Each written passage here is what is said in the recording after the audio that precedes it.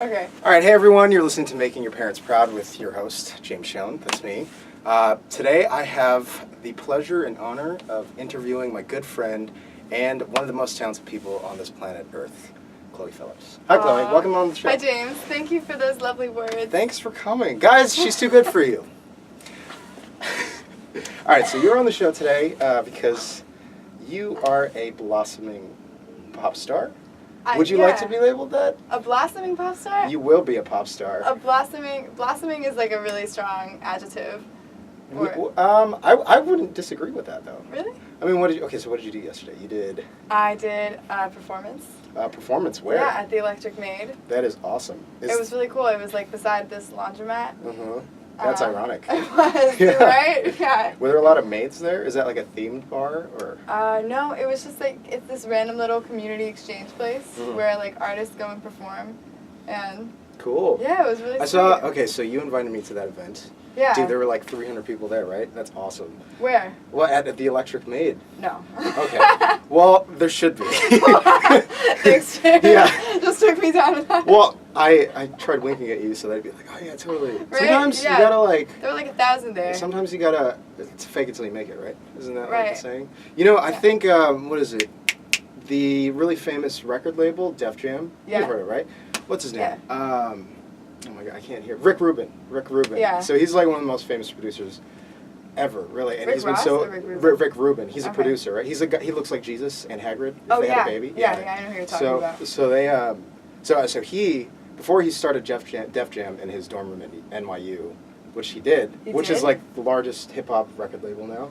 No way. No. Yeah, it's a big deal. But he's an iconic producer, and when he first started, he started off in like multiple bands. And I think when he first started, he actually planted, I think like a guy that would start like a fight with the audience. Or, sorry, a guy who would start a fight who was in the audience with the band, so as to hype up, like, you know, drama, and then be in the news, and that's how they got their name out. So any publicity is good publicity. Seriously? Why did we talk about that? That is such a good again? idea. I should start getting people to do that at my concerts. Yeah. Yeah. Wait, how did that come up?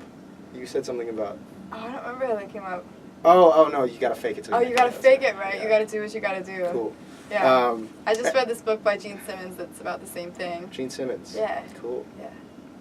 All right, so let's On get... that note. So why should we care about you? That's a tough question. That's Let a me give you really hard different question. I already Wow. care about you, so you got Oh, one. thank you. I care about you 300 too. soon to follow. Yeah, we got like a mutual admiration Yes. here. Yeah. But let's learn more about you. Did you know we're from states that share the same state bird? No way. Guess which one it is? It's like every Wait, state's bird. what's the Kentucky? The It's- bald eagle. No. No? That's Furthest thing, un-American. actually. Well, I mean, it's the cardinal. Oh. So Illinois, I'm from Chicago, Mhm. is the northern cardinal. I don't think it's any different. I Whoa. think we'll get to that later. But that was a segue, a really failed attempt of a segue, to talk about where you're from. So let's talk about where you're from. Where are you from, Chloe? Yeah. Well, I'm just from up a holler, around a bend. and- So Moorhead, Kentucky? I'm right? from Moorhead, Kentucky. Oh, look at that. Boom. Yeah. Um, You remember better than I do. I'm from a very small town in eastern Kentucky. Yeah. There's a university there. Mhm. And there's just some shops. There's Yeah. one movie theater. Tell us a little bit about your childhood. So I guess before we go into the whole music thing, Yeah. Things you liked, things you didn't like about Moorhead? Okay, so one of my least favorite parts about Moorhead was just how isolating it was. Mhm. Because it took me an hour just to get to the nearest mall. Mhm. The closest city was also an hour away. Okay. Actually, a little over an hour. So you feel very isolated out there. And thank goodness for the internet, or else I would have probably just felt super alone. But I always knew that I wanted to leave, and I wanted to go to a big city with a lot of people who could like inspire me and just like make me want to be better. So that's why I chose to come to DC. Well, that's great. Are you happy that you grew up in Moorhead? Would you think it had any part to play in developing your passion for music? I definitely think it did, because a lot of the time that I would just be alone at my house, I would spend that time either reading or writing music when I was alone. And when I was younger, this just sounds like the biggest cliche ever, I was like bullied in middle school. Wow. So, yeah, but you know, it happens to I a lot couldn't of imagine kids. that. It wasn't as bad as it happens to some people. You're defying all limitations on being too good at too many things. So. Really? Oh, that's you though. What? You give me a lot of credit. No, but for real though. So you're a singer, songwriter, Yeah. talented pianist, and also an SFS student. So Yeah. you're a woman of lots of interests. Yeah. How, you mentioned earlier, so you're here in DC, right? But how did you end up here? Why did you decide to go study at Georgetown, and specifically the SFS? Well, so my junior year of high school, I was really tired of living in Kentucky. I wanted to see something different, although I do love it. I love my friends there, my family's there. So I took a year abroad and I lived in Spain during my junior year, which was a really incredible experience. Where in Spain were you? Near Barcelona. Near Barcelona. So I actually wrote a song about that. Yeah. Yeah. It's one of your hit tunes. It's sweeping the nation. Right? Right. Yeah. No, it will. It's actually really good. I listened to it.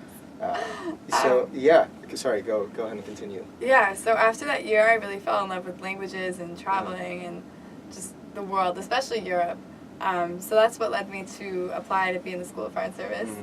And now I'm here and still doing the music thing. That's great. Doing some international learning. Do you think you could ever maybe find the synergy, so to speak, of the two interests that you have? Yeah, I hope so. Yeah. You know, like maybe one day. I mean, you've we'll already do a written a world song tour. about Barcelona, right? Right. Or Yeah. just start writing songs about like promoting world peace and then change the world, and then everyone would worship you in the end. I don't know about Yes. the last part. It's all right. I turned into Daenerys Targaryen. I'll just be, she's my idol, basically. Cool. Yeah. Awesome. All right. So going to music. So your piano was your first instrument? Yeah. Okay. It's my only instrument. All right. Well, when did you first start playing? I first started playing when I was 6 years old, and my first love was always singing. I was singing probably from the time that I could talk, but my parents wanted to make sure that I played a musical instrument, and the first few years I wasn't really that into it. I was a little kid, but then I realized that it could be a really powerful vehicle for expressing myself, and that's when I really fell in love with playing the piano and writing my own music. And my dad always told me, like, you can't just be a singer, you have to write your own songs. Hey. And that was what really got me started. Yeah, thinking that, hey, I could do this. You know, it's something that's definitely possible for me to do. And were your parents, I mean, it sounds like your dad was pretty encouraging. What would you say?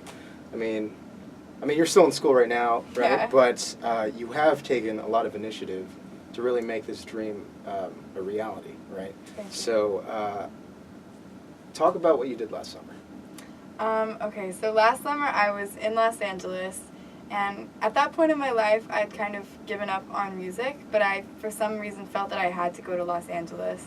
At some kind of like deep core level, I've always been pulled to doing music and pursuing it as if it were like a part of myself. That sounds so cheesy, but not something that I can choose to do, something that I'm just pulled to do.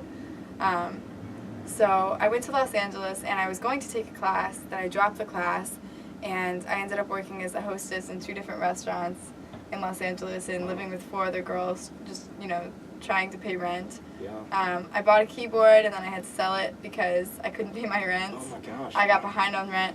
It was a really hard time. It was Yeah. an emotional roller coaster, and I realized that, you know, not having enough money to live is really hard. It's really hard. So that was really difficult. But towards the end of the summer there, I finally started to get out. I made friends who could drive me to bars, to go to open mics, and to do performances. So towards the end of the summer, I started doing that, and I made so many connections just from like the few things that I got to play. But in the end, I decided that it would be best for me to come back to school, for the simple reason that I didn't go out to LA with any kind of plan. Right. And I had no money. Right. So. But do you think that experience was a waste, or do you think it helped you in more ways than just, you know, having an outlet to perform? I feel like it just further solidified my desire to be a performer and write music and do this for real, because, you know, the fact that I had to go all the way out to Los Angeles to realize that about myself, just showed me that this is something like such like a deep part of who I am that I can't just ignore it. It is who I am. Yeah. You know, it's like inseparable. Yeah. And coming back to Georgetown, what do you think Georgetown can offer you to either help further your interest in maybe even a career in music, Yeah. Or, you know, what can you contribute to the Georgetown identity or community here? Well, I think the music community at Georgetown, up until maybe this year, has not been it's been present, Visible? Yeah. It's not been as visible as it Mhm. should be. Yeah. Now there are more events going on, like WGTB, now with the new Healy Family Student Center, there's the stage in the main room, and then there's also the Bulldog Tavern, so I play in both of those locations, and Georgetown as a community is very supportive. The students are really passionate about what they're doing and also about what other students are doing. They really like to support each other. And that's one of the things that I love about this school, that it's a small community, but it's also big enough. Right. And it's very supportive. So just getting the opportunity to play places like the HFSC and the Bulldog Tavern, that helps get my name out on a small type of level. And the proximity to DC as well. So you already mentioned you played at the Electric Maid, but I mean, to my understanding, you've done a whole, like, you know, collection of different performances at different open mics, right? Yeah. And DC has a lot to offer for that, right? DC has so many open mics to offer. The music community here is actually pretty big once you step off campus, you know, and you're actually in the city. Right. The DC music community is pretty amazing, actually. Yeah, I mean, you have the 930 Club, right, which is like one of the most historic venues, music venues in the history of, you know, American music. Echo Stage, Verizon Center, so many different bars and clubs. I mean, it can't be beat. All right. Well,